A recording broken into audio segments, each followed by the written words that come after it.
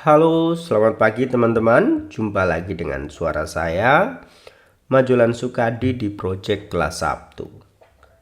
Pada hari ini, fokus kita masih seperti berlanjut di pertemuan selanjutnya atau berikutnya, maaf, bukan selanjutnya ya. Yaitu berkaitan topik pembahasan sintesis ilmu pengetahuan. Kalau di pengertiannya ini saya bisa bacakan adalah proses sistematis menggabungkan berbagai teori, pembelajaran atau temuan dari berbagai sumber menjadi satu kesatuan pemahaman yang komprehensif, terpadu dan baru. Dan semoga bisa pemahaman ini juga menjadi lebih mudah dimengerti. Baik, teman-teman yang mendengarkan siaran ini, hari ini saya ingin katakan ini sudah berapa kali saya katakan tetapi tidak apa. Sumber informasi menjadi begitu banyak. Ketika berputar mungkin 10 tahun lalu ketika saya masih mungkin bukan 10 tahun lalu ya. Mungkin mundur lagi 20 tahun lalu. 20 tahun lalu ketika saya mungkin masih SMA, SMP, sumber ilmu pengetahuan itu seperti sedikit. Makanya ada ungkapan buku itu jendela ilmu pengetahuan. Tetapi hari ini sudah bergeser. Sepertinya kita tidak melihat dunia dari jendela, tetapi kita sudah membuka pintunya. Apalagi dengan kehadiran teknologi, internet, dan sosial media. Oke? Karena kita sudah buka pintu, mari kita masuk, kita selami, kita lihat perjalanan ini. Oke? Mari kita masuk ke hutan ilmu pengetahuan.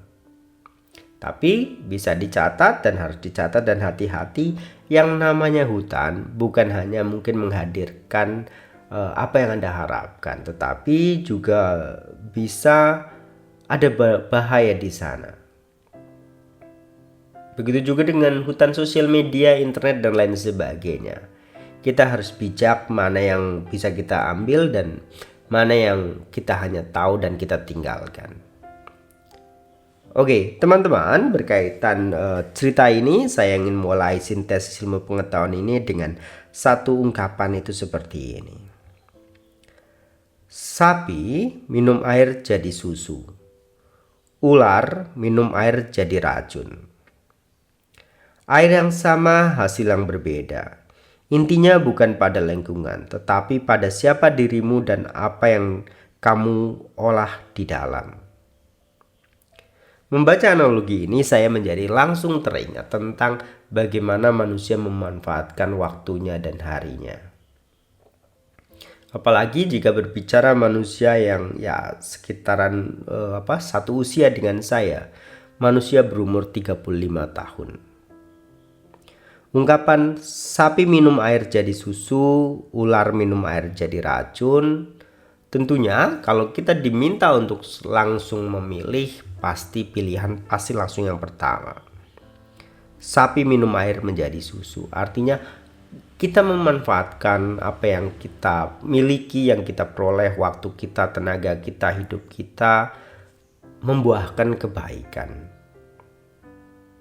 Bukan membuahkan yang mungkin akan kita sesali di kemudian hari. Baik, berbicara manusia produktif, yang manusia hari ini saya katakan super produktif ya. Karena memang pengetahuan ini terkadang membuat kita lebih sadar tentang perjalanan kehidupan ini. Di pertemuan sebelumnya saya berkata, ilmu pengetahuan itu seperti obor yang menerangi dalam perjalanan kehidupan kita.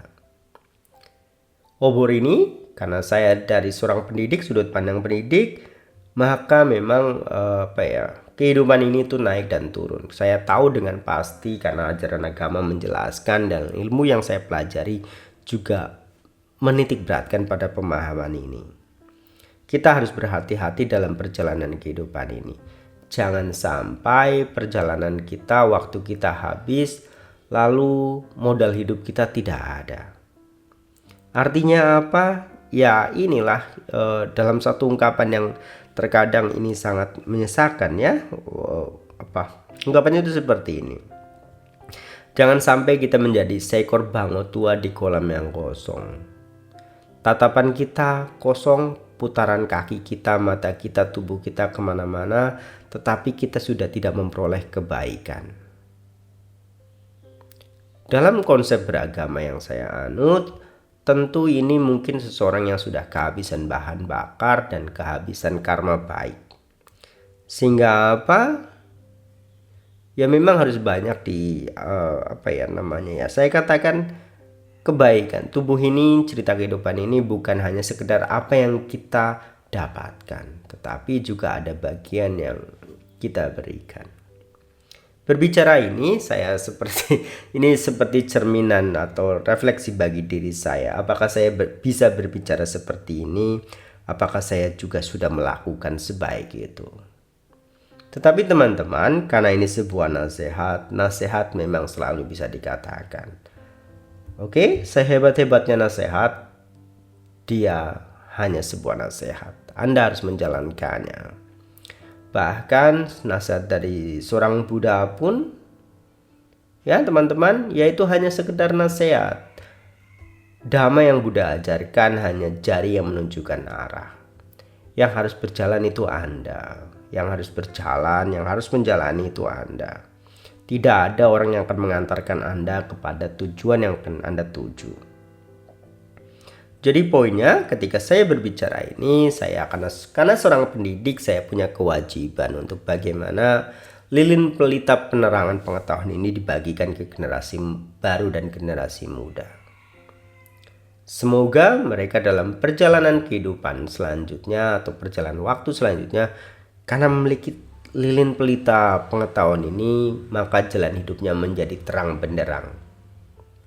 Halangan, rintangan tidak mengganggunya. Karena apa? Dia memiliki kesadaran, memiliki pengetahuan, mana yang mungkin bisa dia ambil, mana yang dia bisa tinggalkan. Inilah hutan ilmu pengetahuan yang saya berikan gambaran.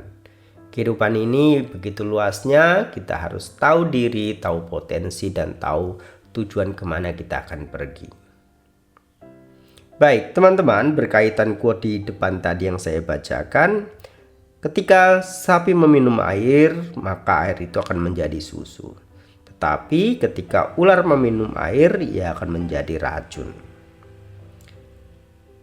Sebab yang sama memberikan hasil yang berbeda.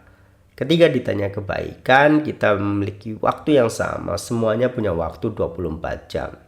Punya waktu, punya mungkin tenaga sumber daya, tetapi ketika hasilnya berbeda, mungkin teman-teman perlu berefleksi dan perlu selain menahan dan memberi, ada juga di sana kekuatan doa. Karena dalam beragama, bagian ini juga dijelaskan lah ya. Oke, teman-teman, mari kita berbicara dengan apa yang mungkin sudah kita lakukan. Nasihatnya hanya seperti itu ya.